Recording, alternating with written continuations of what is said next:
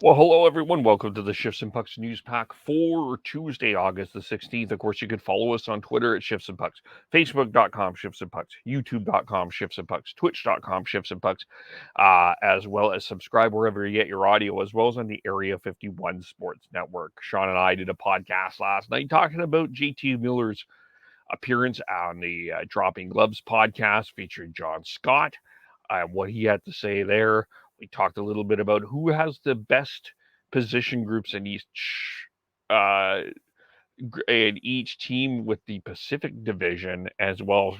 Chimed in a bit on the World Juniors, as of course there's a day off today for the World Juniors, back into quarterfinal action tomorrow. With the World Juniors, of course, we talked about the attendance, talked about how hot it is. It continues to be hot, 30 degrees here as we are recording this today in Burnaby. Hot. It's as we end summer, people are wanting to get out and enjoy the sunshine.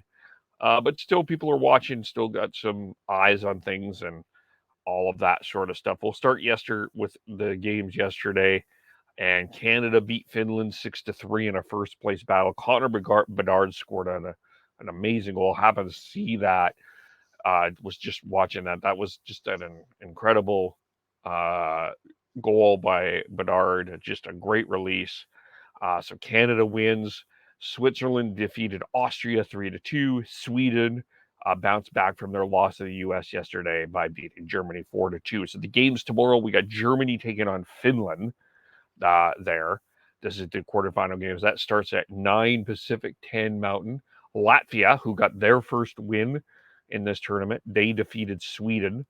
They will play Sweden, sorry, at 12:30 Pacific, and then at 4 o'clock, 12:30 Pacific, 4 o'clock Pacific, 5 Mountain, Switzerland and Canada, and then the day ends up with Czechs and the U.S. So that is tomorrow, day off today for the World Juniors there as well.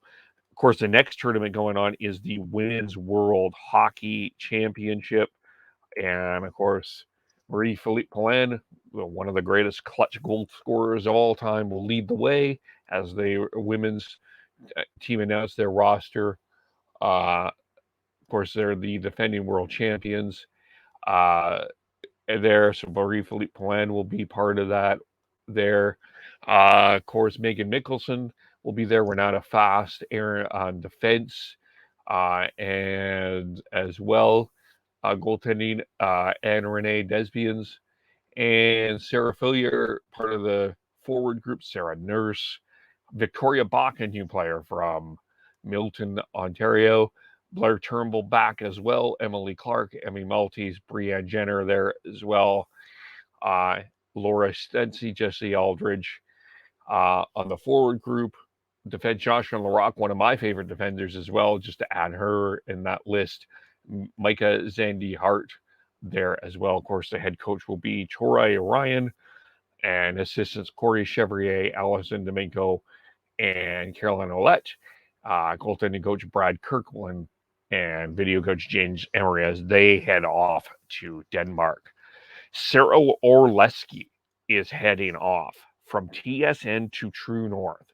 She announced her departure or today on Twitter, as it's been uh, as she joined there. She says, and I'm excited to share some big career groups news. Very much looking forward to working with the Jets, but it'll also be sweet to say goodbye to TSN, of course, the CFL.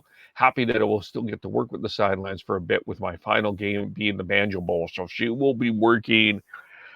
Her final two CFL games will be the Labor Day match up in Regina, Winnipeg, Saskatchewan, and then the rematch, the Banjo Bowl, Saskatchewan and Winnipeg. And then she will be joining, and she's joined True North. She did her first interview. She interviewed Mark Scheifele today. And of course, Scheifele stirred up Winnipeg Jet fans and Winnipeg Jet media with some comments that he said at the end of last season about the direction of the club. He addressed those in that interview, saying he was surprised that the media took the spin that it did there. And so Talked a little bit about that. Talked about how he trained in Calgary for a while. Talked about working with Cole Perfetti and how Perfetti is looking good if you're a Winnipeg Jets fan, doing some goaltending scanning. So certainly during that interview with Sarah Orlesky, it seems like Scheifele is excited to be back with Winnipeg. He said he's had some chats with Rick Bowness already, so things are looking good there. The other, I guess, the interesting thing about this is it's been in terms of the decision that True North has made, just from that perspective, it is an interesting decision to bring in Sarah Orlesky. It's not unsimilar to what Calgary has done with the Flames and the Stampeders, bring Natasha Stanisevski to bring in, do some content there as well. So this feels like a bit of a trend that some teams are looking into, and there's a lot of questions and a lot of discussion about sports rights and who's carrying broadcasts. I mean, the question still remains of who's officially going to be running the radio rights for the Vancouver Canucks this season.